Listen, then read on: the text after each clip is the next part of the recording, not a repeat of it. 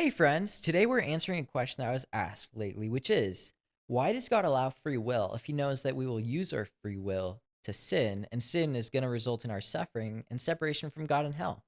Why would he allow that if he knew all that would happen? Good question. Let's talk about it.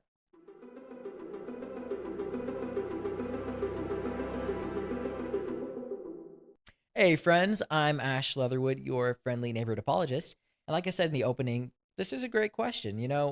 God having foreknowledge, being omniscient, knowing what's going to happen, why would he do all that? Why would he create people with free will, knowing that they will reject him, suffer because of it, and ultimately spend eternity apart from him? Why would he do that?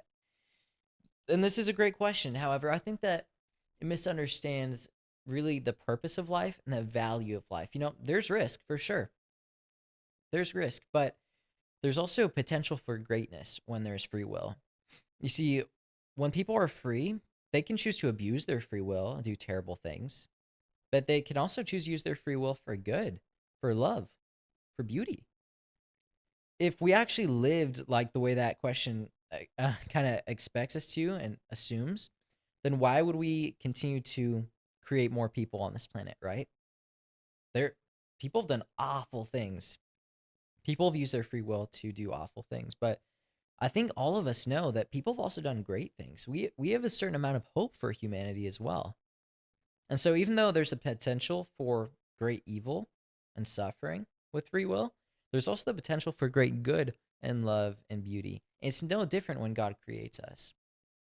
And I think that any parent is going to understand this point. You see, even before you have kids, you know that one day when you have kids, they're going to do they're going to make mistakes. They're going to hurt you. They're going to do bad things. But why have kids then? Because there's also the potential for them to do really good things. There's the potential for them to love you and be loved by you. And that's where I think the ultimate goal in God's creation is love. From the beginning, God created people to dwell among them. He didn't create us because he needed us. He created us out of the outpour of his love. He wanted to love us and be loved by us. From the beginning, that was the whole point of creation. But of course, where there's free will, people have the choice to love or not love. If there's no free will, someone can't love. You can't force someone to love you, right? I have a girlfriend. I can't say, okay, you have to love me. I can't do that. Love must be freely given. And that's why God creates people free will. Where there's free will, people can choose to love God or they can choose to reject God. If they love God, great. He wants to be in a relationship with them. If they reject God, he's going to respect that. But he's going to say, okay, you don't want me. You've rejected me. You spat in the face of your creator. Okay, you can be apart from me forever if that's really what you want, because that's what you're asking for. So is there a great risk? Yes. God has created us as eternal beings to live with him eternally. And to reject him and his plan is to reject him for all eternity. There's judgment for that. There's great risk. Yes. But there's also great potential. Just as a parent knows there's great potential for their children to do great things, to do good and beautiful things, and ultimately to love them and be loved by them. In the same way, there's great potential for God's creations to love God, be loved by God, be with him forever in a good and beautiful and perfect place. So that's why God creates us with free will.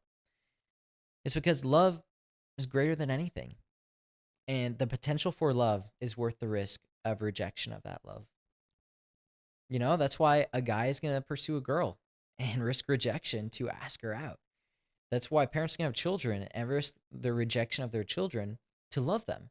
That's why God created people free will with a risk of rejection, but the potential for love and goodness and beauty forever and ever. So that's the answer. Why would God create people? There you go. Because of the potential of love. And that was the whole point of God's creation of people to begin with, to be loved and love him forever, to be with him in paradise. And so now that's the spot we're at. What do we choose?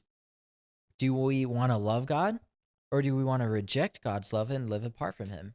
That's always been the choice. It's just a choice. The good news is that even though we're sinners and separated from God and his love, guilty of sin and deserving of his wrath, he still came to us. He still pursued us.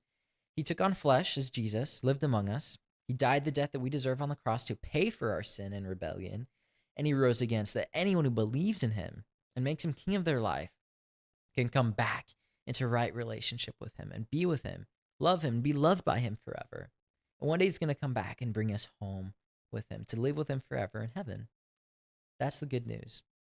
So he counts it worth the risk. That means that it's got to be pretty amazing to be loved by God and love him and be with him in paradise forever. But what are you going to choose? It's just a choice, and you get to choose. Are you going to follow Jesus? Are you going to walk in love with God? Or are you going to try to do your life apart from him? If that's what you want, he will give you over to that for all eternity, in fact. Or he will bring you into his home to be with him for all eternity. So that's the choice you have. God considers love worth the risk of rejection. Do you? If you guys found this video helpful, then please like and subscribe for more content just like this. Send this video to friends and family that you think would benefit from it. Stick around for more content. I release a video every week. Having said that, thanks for watching, and I will see you guys next time.